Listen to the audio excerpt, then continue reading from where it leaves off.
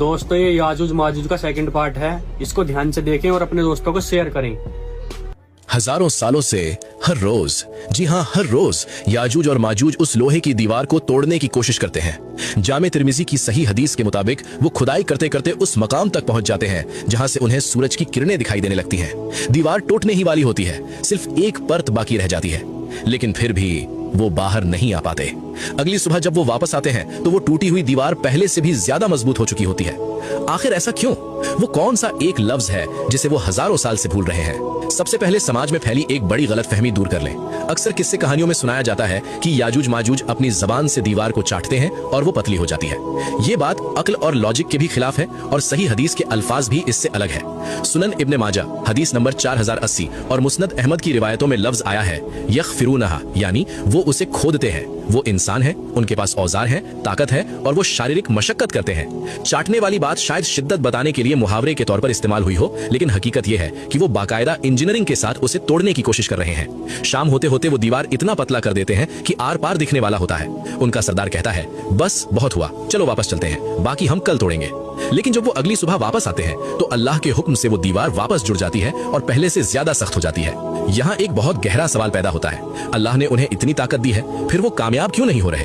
वजह उनकी कमजोरी नहीं बल्कि अल्लाह की मशीयत है। हदीस के मुताबिक वो हर रोज कहते हैं कल तोड़ेंगे, लेकिन वो इंशाअल्लाह यानी अगर अल्लाह ने चाहा कहना भूल जाते हैं। ये सिर्फ एक लफ्ज नहीं है, ये इस कायनात का सबसे बड़ा पासवर्ड यानी की है।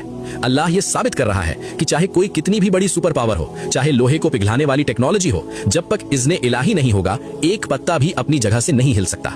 वो दीवार लोहे से नहीं बल्कि अल्लाह के अम्र से रुकी हुई है। मेरे दोस्तों, याजूज और माजूज तो कैद हैं क्योंकि वो इंशाअल्लाह नहीं बोलते, लेकिन अफसोस का मकाम यह है कि हम आजाद होकर भी इस लफ्ज की ताकत को भूल गए हैं।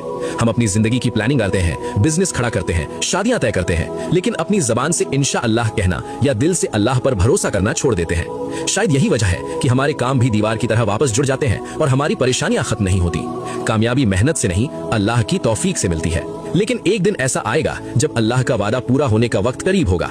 उस दिन शाम को उनका सरदार कहेगा, चलो वापस चलते हैं, इंशाअल्लाह कल हम इसे तोड़ देंगे। उस दिन वो इंशाअल्लाह बोल देंगे। अल्लाह उस लफ्ज की बरकत से उस दीवार को जुड़ने नहीं देगा। अगली सुबह जब वो आएंगे तो दीवार वैसे ही टूटी हुई मिलेगी और फिर वो एक सैलाब की तरह दुनिया में फैल जाएंगे। जब वो निकलेंगे तो क्या मंजर होगा, कैसे वो पूरी दुनिया के पानी को पी जाएंगे और हजरत ईसा अलैहिस्सलाम उनका खात्मा कैसे करेंगे। यह है दुनिया का सबसे खौफनाक अंत, द एंड गेम। देखिए एपिसोड 3 में। अगर आप चाहते हैं कि हम इस सीरीज का आखिरी और सबसे अहम हिस्सा फिनाले जल्द अपलोड करें तो कमेंट में लिखें अल्लाहू अकबर।